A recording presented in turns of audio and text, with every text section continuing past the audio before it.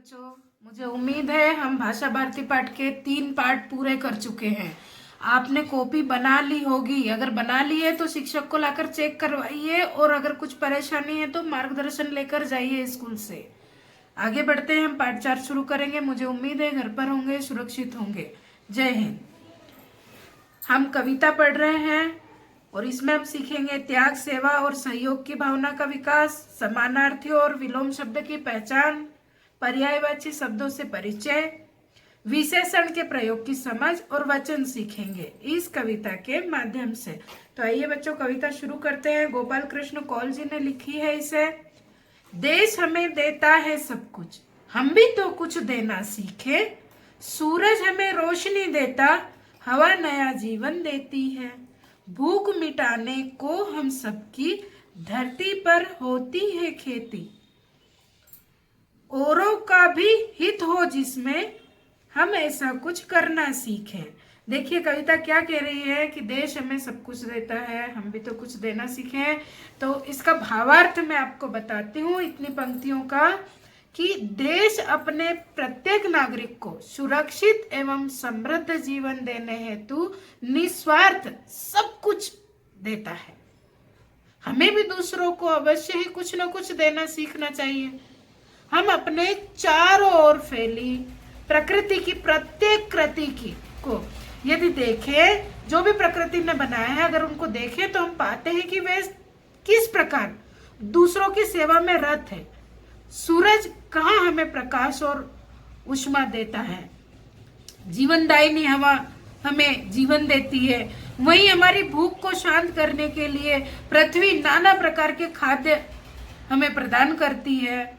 हमें भी कुछ ऐसा करना सीखना चाहिए कि जिसमें दूसरों के हित भी विद्यमान हो। हम अपने ही अपने बारे में ना सोचें।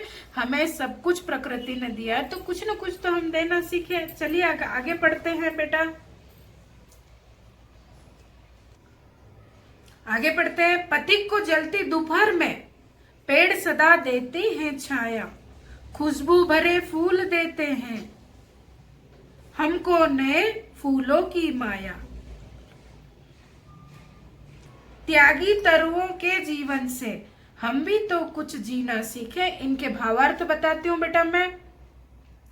घने विशाल वृक्ष तेज दोपहर में राहगीरों को शीतल छाया प्रदान करते हैं। आपको पता है, अभी कहीं जाते और पेड़ के नीचे थोड़ा सा विश्राम करते कितना आनंद मिलता है। तो पेड़ हमें छाया दे रहा है। सुंदर मनोहारी एवं सुगंधित फूल हमें भगवान ने दिए हैं। स्वादिष्ट मीठे फल, रसीले फल प्रदान किए हैं। ऐसा त्यागमयी पेड़ों के जीवन से प्रेरित होकर हमको भी तो कुछ न कुछ सीखना चाहिए। चलिए हम आगे पढ़ते हैं। जो अनपढ़ है उन्हें पढ़ाएं, जो चुप है उनको वाणी दे, जो पिछड़ा है उसे बढ़ाएं, प्यासी मिट्टी को पानी दे। हम मेहनत के दीप जलाकर नया उजाला करना सीखें। इसका भावार्थ है बेटा कि ऐसे लोग जो कि निरक्षर है, अनपढ़ है, उनको हमको पढ़ाना चाहिए।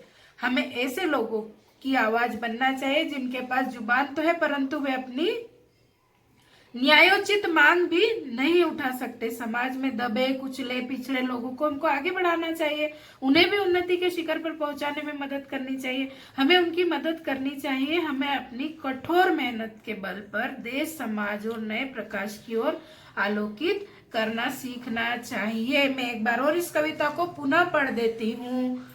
देश हमें देता है सब कुछ, हम भी तो कुछ देना सीखे। सूरज हमें रोशनी देता, हवा नया जीवन देती। भूख मिटाने को हम सबकी, धरती पर होती खेती।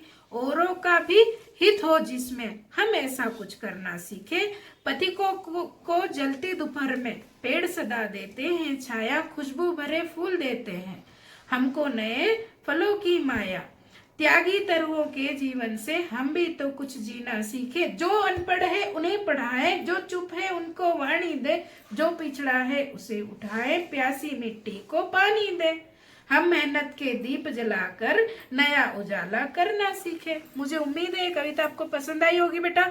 आप अपनी कॉपी पर नोट डाउन कीजिए और इसको याद कीजिए। आप कॉपी चेक करवाने स्कूल पर आ सकते हैं, मार्गदर्शन लेने स्कूल पर आ सकते हैं। 3 पाठ तक की कंप्लीट कॉपी करके चौथे पाठ की कविता को लिखकर कल ही चेक करवाइए। जय हिंद, जय भारत।